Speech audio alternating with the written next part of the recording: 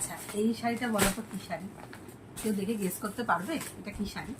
আচ্ছা আমি একটা খুলে দেখাচ্ছি, আমাকে জানাবে এটা কিন্তু কি শাড়ি। 1 2 3 4 এই কালারটা দেখাচ্ছি আগে।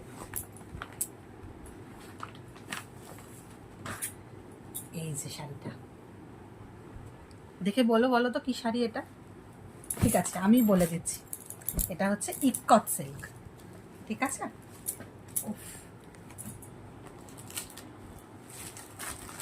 এই যে শাড়িটা দেখো,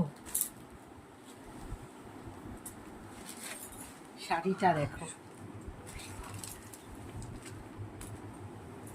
শাড়িটা পার,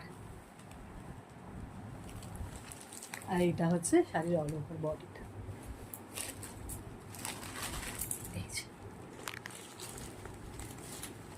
এরম একটা শাড়ি যদি ওয়ার্ড্রবে না থাকে তাহলে আর পুজো কোথায় কমপ্লিট হলো? পুজো তো ইনকমপ্লিটই থেকে গেল। এটাকে বলে ইকট সিল্ক। এই যে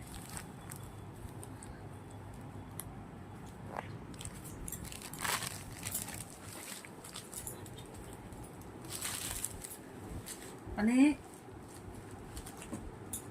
কি বলবো, এই শাড়িটা নিয়ে আর কিছু বলার নেই, তোমরা দেখে বুঝতেই পারছো এটার কোয়ালিটিটা কতটা সুন্দর। আমি জানি না ক্যামেরায় কতটা আসছে, বাট এটার সত্যি কোয়ালিটিটা এত সুন্দর, মানে আমি বলতে পারছি না এটার কোয়ালিটিটা নিয়ে কিছু।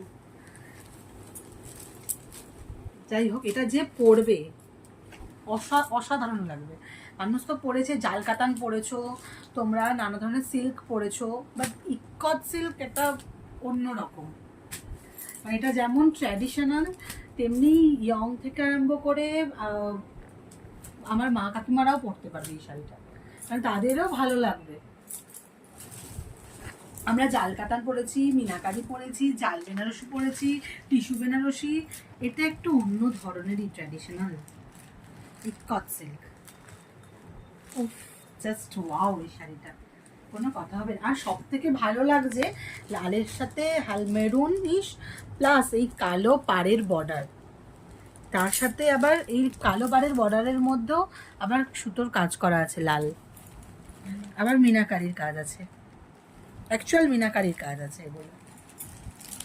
আচ্ছা এইটার তোমরা অনেকগুলো কালার পাবে, শুধু লাল না, অনেকের তার মধ্যে পেয়ে যাবে হচ্ছে তোমরা স্কাইয়ের সাথে, এটা হচ্ছে তোমার স্কাইয়ের সাথে নেভি ব্লু,